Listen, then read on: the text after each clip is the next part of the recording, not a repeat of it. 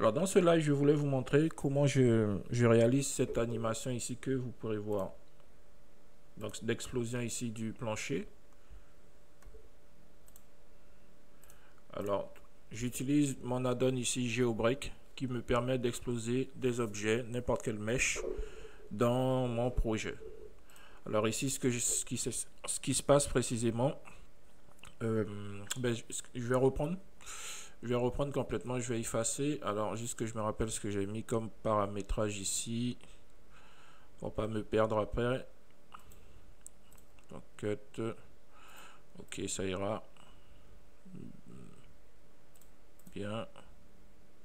Ici, j'ai pas touché. Ok. Bon. Donc, je vais supprimer mon modifier GeoBreak. Je vais aussi supprimer et remettre cet objet à ça. Je vais supprimer... alors, je vais le remettre à sa condition initiale. Donc, textured. Et je supprime également le modifier brush. Ok. Donc pour exploser le plancher dans ma scène, j'ai besoin d'un objet que je vais utiliser comme brush. Donc ce sera ce cube. Et j'ai besoin d'une cible. Donc la cible, ce sera cet objet. Je vais d'abord masquer le cube ici. Et je sélectionne ce mesh. Donc ce que j'ai fait, je glisse, dépose. Alors je me mets en position modifier, on glisse, on dépose et ça y est, le géométrie node est ajouté. Tout de suite je peux aller dans le paramètre ici qui me permet justement de sélectionner un brush. Donc c'est le brush qui permettra de cibler des zones en particulier, mais je peux également fracturer directement le mesh en cliquant sur le petit éclair ici. Et ensuite, si je vais dans Gen, je choisis le mode global. Donc là, ça va fracturer l'objet d'une manière globale. Et si je joue un peu avec le... Alors, si je lance l'animation, je crois que... Voilà. Si je lance l'animation, j'ai une fracture qui va se faire. OK. Dans la partie cut ici, je peux augmenter le nombre de coupes. Je peux randomiser. Je peux également, lorsque je suis en position initiale, faire ceci, jouer avec l'épaisseur des découpes. Ok. Je peux synchroniser la coupe pour qu'elle démarre à un moment bien précis et que le mesh physiquement ne soit pas fracturé dès le départ. Regardez ici par exemple, si je veux que l'animation commence à la frame 50, je mets synchroniser et la fissure se fera précisément à la frame 50. Regardez juste là, 49, bam, à 50, 51, c'est fracturé. Ok. Voilà. Donc ça c'est pour cette partie. Je vais pas vous montrer tous ces éléments. Alors ici ça permet de jouer un peu avec la résolution de la découpe ici.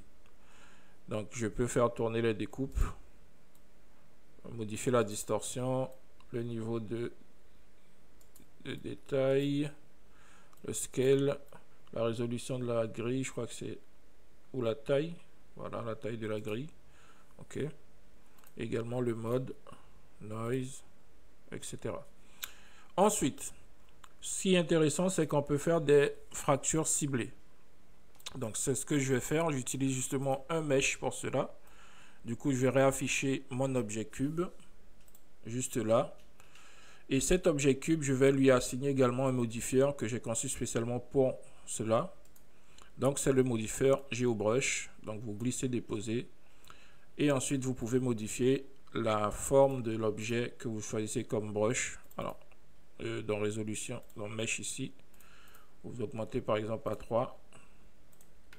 Et vous voyez, vous aurez des formes pour faire des découpes un peu aléatoires. Ou plutôt irrégulières. D'accord? Donc je laisse à 3. Et là, on peut jouer avec le seed. OK. Ce mesh, comme je l'utilise comme élément de découpe, je peux le masquer en activant la transparence. Et ensuite, je peux... alors, juste avant de le masquer, je vais piquer avec la pipette donc, dans ce modifier. cet objet comme brush. Ensuite, je peux masquer l'objet. Et si vous voulez, comme je l'avais fait précédemment, vous pouvez changer le mode de l'objet pour qu'il soit pas trop gênant en bound. Voilà. Et là, en capsule. Et maintenant, même en mode solide, l'objet ne vous gênera pas trop. Maintenant, si je vais dans le modifieur qui permet d'exposer l'objet et que j'aille dans Cut, non, dans Gène, je peux choisir le mode Target. Donc Target, ça permet de cibler une zone à fracturer. Maintenant, regardez, si je lance l'animation, je vais fracturer uniquement cette zone.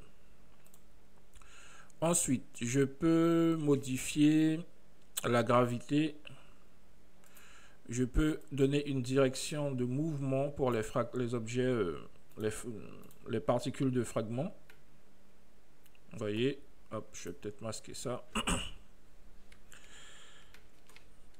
Je peux faire ça. Je peux également augmenter ici, je crois, la vitesse. Voilà. Alors ici. OK. Donc la gravité ici, la proximité, la direction. Et ici, je peux changer le mode du normal. OK, moi je vais laisser sur position. Ensuite, ce qu'il y a d'intéressant également, c'est que lorsque vous fracturez un objet, on peut choisir... Alors, on peut choisir... Attendez, je vérifie quelque chose. Si j'active ici, la fumée... Ah d'accord, c'est pas là, c'est... Je vais désactiver la fumée. Donc, Cut. Voilà. Donc, je peux choisir quelle zone je souhaite afficher. Si je veux, je peux afficher la zone fracturée ou la zone intacte. OK. Donc, pour cette petite animation, je vais justement masquer peut-être cette zone. Et on va garder uniquement cette partie. Ensuite, je peux activer bien sûr la fumée juste ici, qui va permettre de simuler de la fumée. Regardez, si je relance, voilà, j'ai de la fumée. Ce que je dois faire, c'est aller corriger l'aspect donc de la fumée. Donc pour ça, je vais dans le paramètre, dans le panneau Smoke. Je vais modifier... déjà, je vais synchroniser la couleur de la fumée avec l'intérieur ici du mesh. Donc, je fais 5. Ensuite, je vais étirer un peu la fumée pour que ça ressemble plus à un effet d'explosion. Donc, 2.3. Et je peux bien sûr augmenter la densité, plutôt dans distribution. Passer ici à 0.35. Et voilà ce que ça me donne. Maintenant, si je relance mon animation, hop, bam, j'ai l'explosion, j'ai la fumée et l'explosion du mesh. OK. Si vous le souhaitez, vous pouvez également utiliser plutôt des objets physiques. Donc là, ce sont des objets qui sont, c'est des cubes en fait qui sont déjà inclus dans le nœud. Mais vous pouvez également utiliser vos custom objets si vous le souhaitez. Donc il suffit de sélectionner un objet et d'activer le mode custom ici. Lorsque 5 n'est pas activé, vous contrôlez la couleur de la fumée juste ici. Attendez. Voilà, vous pouvez contrôler la couleur de la fumée ici. Quoi d'autre? Donc ces paramètres permettent de modifier encore un peu l'aspect de la fumée. Alors tout à l'heure je crois que j'avais mis Roughness à 1. Voilà, pour avoir plus de détails. Et hop. Explosion, bam. Quoi d'autre? Ici je peux contrôler le size. Hop, je mets à 1.1. Alors le smooth ne me sera pas utile. Ensuite, quoi d'autre sur cette partie? Alors je vais masquer temporairement la fumée juste pour vous montrer des éléments intéressants dans la partie découpe. Alors ici je vais afficher également cette partie. Lorsque je découpe ou que je fracture une partie de mon objet, je peux avoir un affichage bien particulier. Soit j'ai cet affichage ici qui me permet, lorsque je suis en vue, lorsque j'ai pas le, comment dirais-je, le, alors ça je peux masquer H, voilà. Voilà, donc je peux avoir un affichage comme ceci qui me permet de voir les zones fracturées et les mèches directement, ou je peux afficher en mode médium ou là où j'aurai plus de détails sur les mèches, les fragments pardon, des objets, des particules plutôt, ou je peux afficher le mode complet où vous aurez vraiment tout le maillage de l'objet fracturé. Donc c'est extrêmement pratique pour voir l'animation et la topologie du moins des formes que vous fracturez. Ensuite, toujours dans la partie affichage, je peux avoir donc l'affichage de l'objet fracturé ici en mode combiné. Donc là, vous avez la texture originale de l'objet et la couleur ici pour l'inside. Ensuite, vous pouvez afficher en mode custom. Donc là, au custom mode, vous avez les deux couleurs ici que vous pouvez contrôler. OK. Ou pas en mode default, où vous avez seulement la texture de l'objet et une forme de projection de la couleur dominante de la texture de l'objet. OK. Donc là, le plancher, il est un peu gris. Vous avez une projection d'un gris dans les zones découpées. Par défaut, on est sur combiné, donc je peux rester là. Donc on a vu comment éclater, comment rajouter de la fumée. Mais ce n'est pas tout. Je vais dupliquer l'objet pour vous montrer ce que vous pouvez faire également avec le... Pour vous montrer ce que vous pouvez faire avec le modifieur. Je rappelle, c'est un modifieur GeoNode que j'ai créé qui s'appelle GeoBreak. Donc là, ce que je vais faire, je vais juste venir sélectionner le plan. Je vais le dupliquer. En Edit Mode, je vais en faire un cube.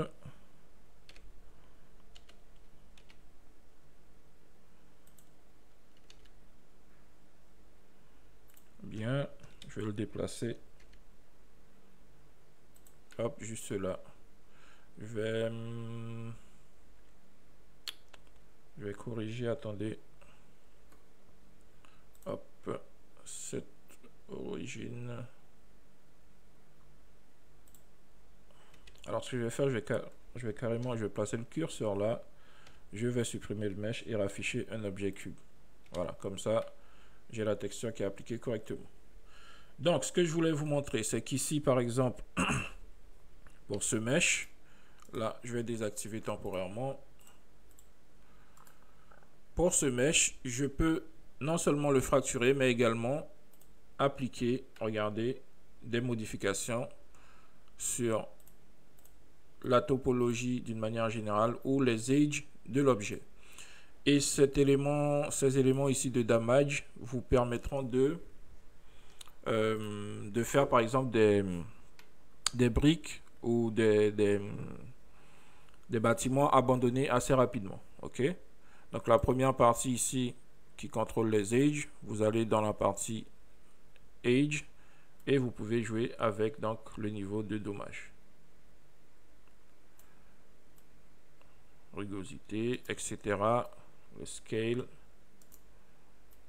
et le seed. Bien. Ensuite, les faces ici, je vais masquer les edges. Vous pouvez également jouer avec les dommages. Alors, je peux désactiver dans objet ici le smooth. Comme ça, vous voyez un peu mieux ce qui se passe. Vous voyez? Donc, c'est très pratique pour endommager votre mèche. Hop. Ah, tiens, là, c'est pas mal. Comme ça. Voilà.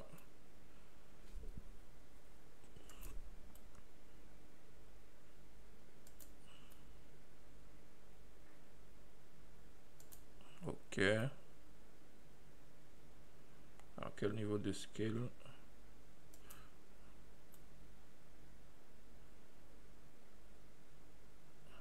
Bon, je vais laisser comme ça.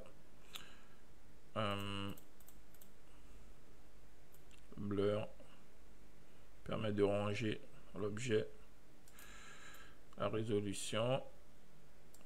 Ok. Donc, si je réactive tous ces petits éléments, ça me donne ça. Plus la fracture et je relance l'animation. Voilà. Et si je raffiche la fumée, alors je vais juste déplacer. Hop, il est passé où? Mon mesh, voilà. Alors vous voyez, ça ralentit un peu parce que les objets, hein, les fonctions ici de damage affectent pas mal les performances. Donc à utiliser avec précaution. Donc voilà.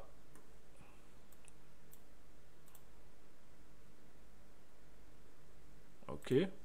Donc vous voyez, c'est vraiment...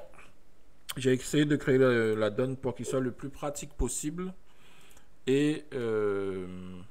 ici j'ai oublié de réactiver le smoke en 5. Voilà. Et donc voilà, ça vous permet de faire des fractures en temps réel sur n'importe quel mesh sans vous poser de questions sur les détails. Alors ici, il y a des petites, il y a des ajustements à faire au niveau de la texture. J'ai remarqué que j'ai quelques bugs. Ouais. Et bien sûr, si vous voulez appliquer, par exemple ici, la fracture de cet objet, vous pouvez le faire. Il faut juste passer ici en mode appliquer. Alors mon seul souci, c'est que lorsque je passe en mode appliqué, la fumée va disparaître et on n'aura plus que les mèches. Ça, il faudrait que j'arrive à régler ça également. Mais au moins au niveau de la fracture, regardez, j'active le mode réaliser instance, j'applique et mon objet est vraiment fracturé. Donc là, je peux récupérer les mèches, les morceaux et en faire ce que je veux. Donc voilà. Une dernière chose, attendez, du coup je vais revenir. Une dernière chose que je voulais vous montrer, qui est très pratique également avec la donne. Vous avez ce petit panneau ici qui permet en fait d'afficher des informations concernant l'objet. Donc ici, par exemple, j'ai les informations normalement de découpe. Donc lorsque je découpe l'objet, je peux afficher un minuteur ici. OK. En fonction du délai d'animation que j'aurai calibré. OK, il n'y a pas de question pour l'instant. En fonction du délai d'animation que j'aurai calibré dans Gen ici. Donc par exemple, si je mets l'animation, que l'animation démarre à frame 300, je vais peut-être revenir en mode affichage classique. Masquer Monsieur Fâché. Et regardez là, vous avez le délai ici qui montre le moment où va se déclencher la fracture ou l'explosion. Une fois que l'objet est fracturé, vous avez l'afficheur ici qui vous montre le nombre de fragments d'objets. Et vous pouvez bien sûr changer la position de cet afficheur, la distance avec le mesh. Ici, vous pouvez changer la taille du minuteur et la couleur du texte.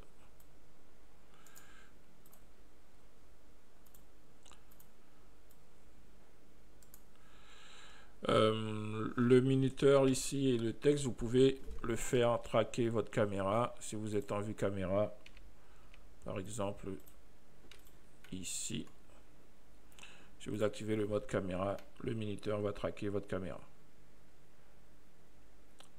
Et bien sûr, le tout, ce qui est vraiment génial, c'est que le tout est accroché à l'objet. Donc, vous ne pouvez pas perdre les paramètres d'animation de votre objet. Alors ici, ma caméra se comporte bizarrement parce que je l'ai lié, hop, à, voilà.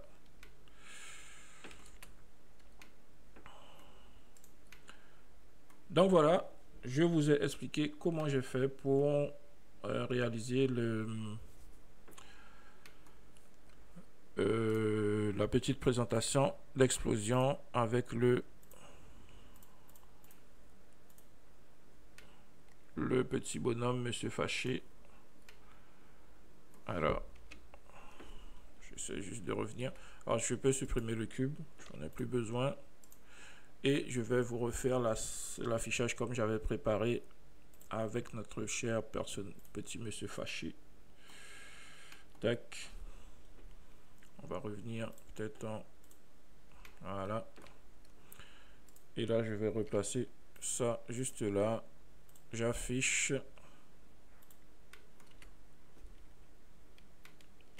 Je vais recalibrer ici la fumée.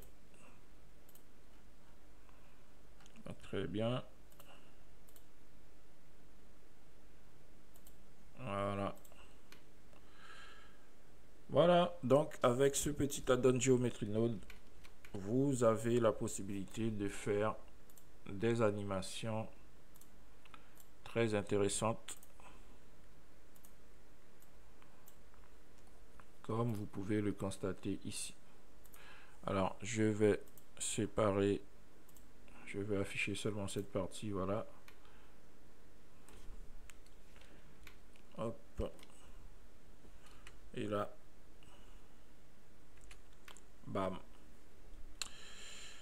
Très bien, je pense que j'ai fait le tour de la donne. Est-ce que je n'ai rien oublié? Non, c'est bon, je n'ai rien oublié.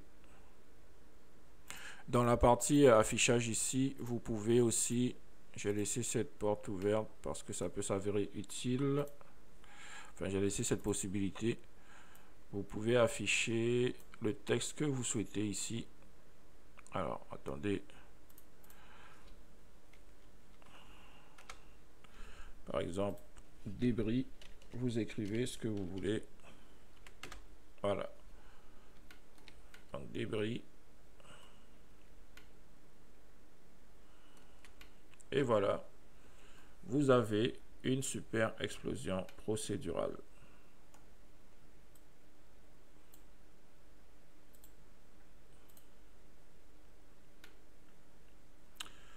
Y a-t-il des questions? N'hésitez pas à poser vos questions.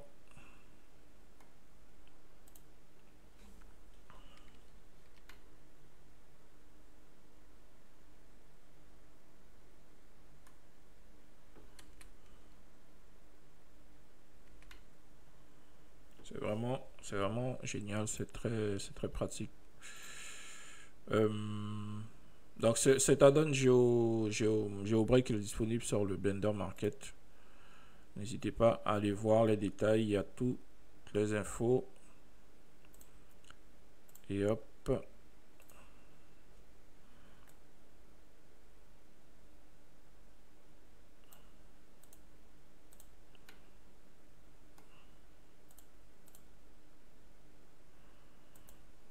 Ah, peut-être une dernière chose au niveau de la partie animation. J'ai oublié de vous montrer. Ici, on peut animation generate. Donc, on peut soit animer avec les keyframes, donc assigner ici le moment où l'animation va commencer, ou vous désactivez Use Keyframe et là, ce sera avec le paramètre Gravity que vous allez animer, donc manuellement, les fragments. Ok. Et si vous réactivez la fumée, ce sera pareil. Vous pourrez contrôler manuellement l'animation. Ok. Là, je peux remettre à 10. Donc voilà, n'hésitez pas à poser des questions si vous en avez sur cet add-on ou autre chose qui concerne l'univers de Blender. Je réponds à toutes vos questions. Pour les prochains tutoriels, ou tout du moins les prochains lives, je vais peut-être vous faire une modélisation de bâtiments délabrés avec justement cet add-on. Peut-être un château abandonné, quelque chose du style. Et donc voilà, on est à combien de minutes de live? 33, ça va.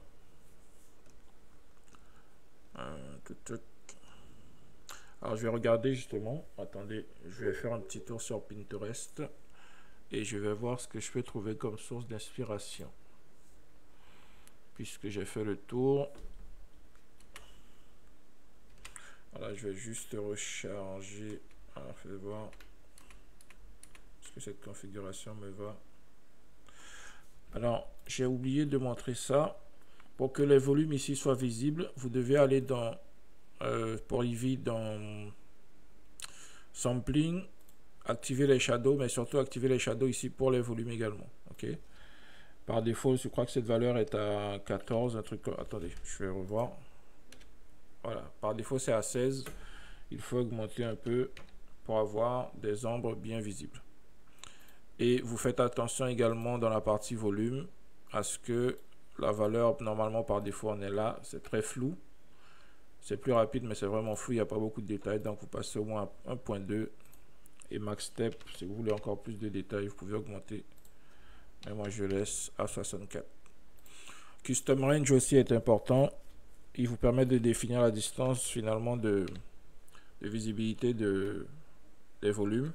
Si vous désactivez, ça va consommer plus de ressources. Donc restez sur une distance raisonnable. Regardez, si je m'éloigne à 100, ça marche toujours. Si je descends à 20, là je vois plus rien, à moins d'être à peu près à cette distance. Donc moi je préfère laisser à 100, ou même je vais laisser à 50.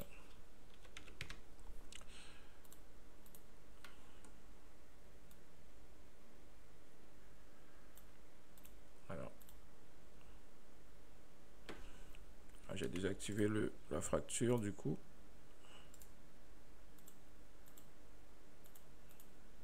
Qu'est-ce qui se passe? Je ne vois plus mon objet se fracturer. Qu'est-ce que je fais? Alors, qu'est-ce que j'ai fait? Quête. Alors, si je masque la fumée.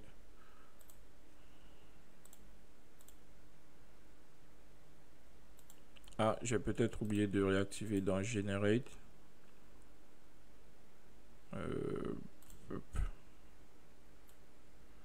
Ok. Alors, Gravity. Ah, ok. Ah, ben c'est très bien que j'ai fait cette petite erreur. Attention, regardez ici.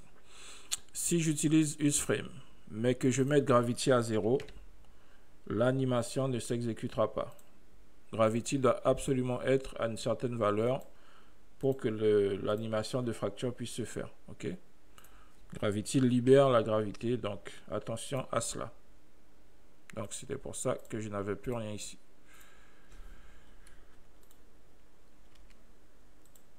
Très bien.